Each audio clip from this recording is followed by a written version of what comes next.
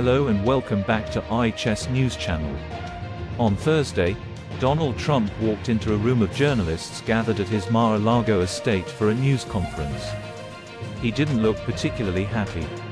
His remarks came after a week in which Kamala Harris and her new running mate Tim Walz have dominated media attention, raked in millions of dollars and enjoyed a bump in polling.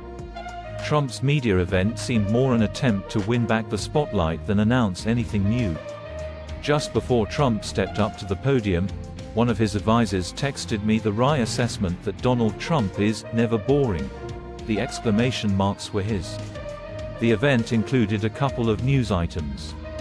Trump announced that he'd agreed to join a TV debate with Vice President Harris on the 10th of September. ABC News, the debate host, confirmed that Ms. Harris had agreed to participate as well. Trump also said he'd like to do 2 more debates. There's no word from the Harris team yet on whether they've accepted those additional matchups. Over the course of the hour-long event, Trump took dozens of questions and he chastised Ms. Harris for failing to take questions from reporters since ascending to the top of the ticket. Debate showdown between Trump and Harris set for September. 3 ways Trump is trying to end the Harris honeymoon. Is she black or Indian? Trump questions Harris's racial identity. Much of the event, though, was spent on Trump's old favorites, as if he was reaching for his rally hits. He talked about poll numbers, the unfair media, the dire state of the country and, yes, crowd sizes, even comparing his crowds to those of the civil rights leader Dr. Martin Luther King Jr. Historically, one way Trump gets attention is by saying things that are controversial. And there was some of that today, too. He suggested America is on the brink of a world war and said Jewish Americans who support Vice President Harris need to have your head examined.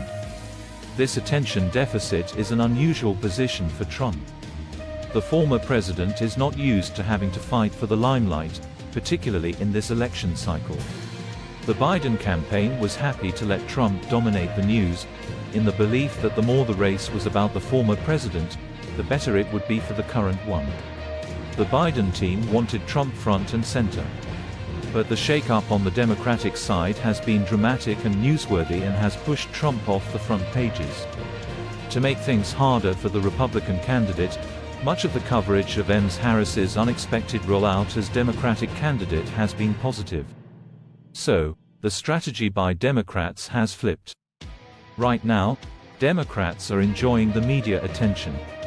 Ms. Harris wants this race to be about her. And with all the Democratic political drama, the press has been happy to oblige.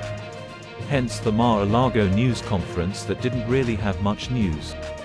Trump may do better following the advice of Mark Lotter, the Republican strategist who ran communication strategy for his 2020 campaign, who texted me to say the way the former president should win back attention was to stay focused. Define Harris and Walz on policy. He wins on policy and results. To be fair, there was some of that in this press event. Trump repeatedly described Ms. Harris as extreme and liberal. He did tout his own record on the economy and the border. But the attacks got rather lost in his grievance about crowd sizes and how they are reported, even suggesting that there may be something unconstitutional about the Harris campaign. And then it was over.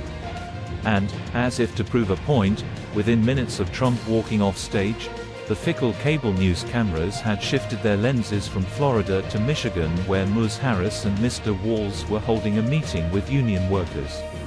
It was the Democrats' time for some press coverage. Once again, subscribe to R.H.S. News Channel for more videos.